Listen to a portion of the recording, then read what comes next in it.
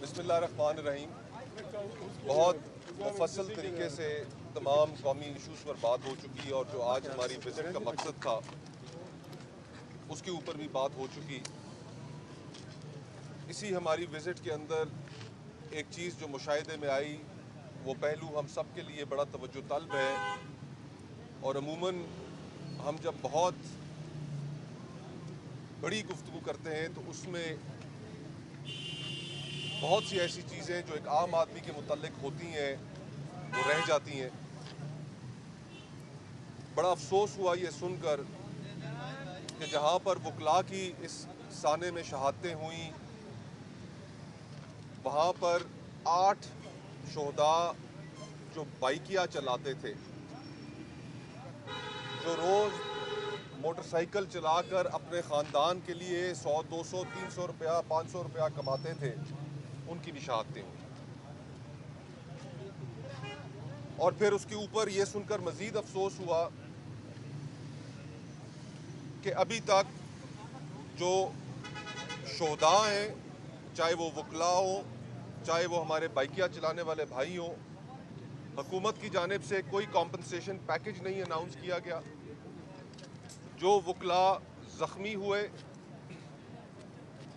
या जो बाइकियाँ चलाने वाले हजरात हमारे भाई ज़ख्मी हुए वो अभी तक इलाज भी अपने पैसों से करा रहे हैं।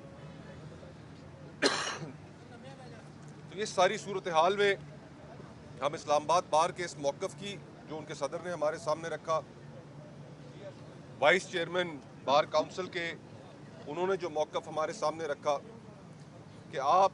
हमारी इस आवाज़ को उठाएं, लोगों के सामने ये नुकात रखें कि अभी तक शोहदा के लिए और ज़ख्मियों के लिए ना ही कोई पैकेज अनाउंस किया गया और ना ही यहाँ पर सिक्योरिटी के इंतज़ामात के जो वादे किए गए थे वो भी पूरे नहीं किए गए। तो आज हमारी विज़िट का मकसद यही था। और बाकी जहाँ तक दहशतगर्दी का ताल्लुक है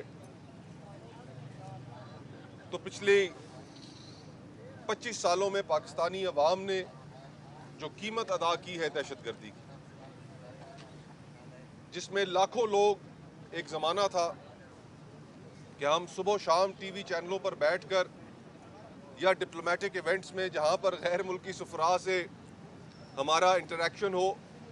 वहाँ पर हमारा एक बहुत बड़ा टॉकिंग पॉइंट था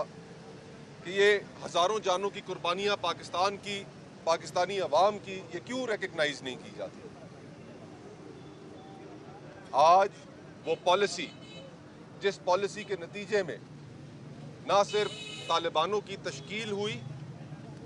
बल्कि वो पॉलिसी जो तालिबानों में तफरीक नहीं करती थी, उनको एक ही सिक्के के दो रुख नहीं समझती थी, आज वो पॉलिसी फेल हो चुकी है इस मुल्क में। और अगर ये पॉलिसी पार्लिमान के सामने आती तो यकीनन पार्लिमान की राय इसके ऊपर मुख्तलिफ होती। आज जो विल ऑफ द पीपल है और हमारा जो लोगों के सामने मुकदमा रखना है वो यही है कि जो मर्जी है पॉलिसी हो वो एटलीस्ट पार्लियामेंट एक सुप्रीम अदारा है, वहाँ पर उसके नुमाइंदगान के सामने वो डिस्कस होनी चाहिए, उसके हर पहलू पर गौर होना चाहिए और बंद कमरों में बैठकर वो पॉलिसीज़ नहीं बननी चाहिए कि जिनके नतीजे में पाकिस्तानी अवाम नुकसान उठाते हैं। सिर्फ मिसाल के तौर पर आपके सामने यमन का एक जो किस्सा छिड़ा था आज से चंद बरसों पहले, उसकी मिसाल आपके सामने रखना चाहूँगा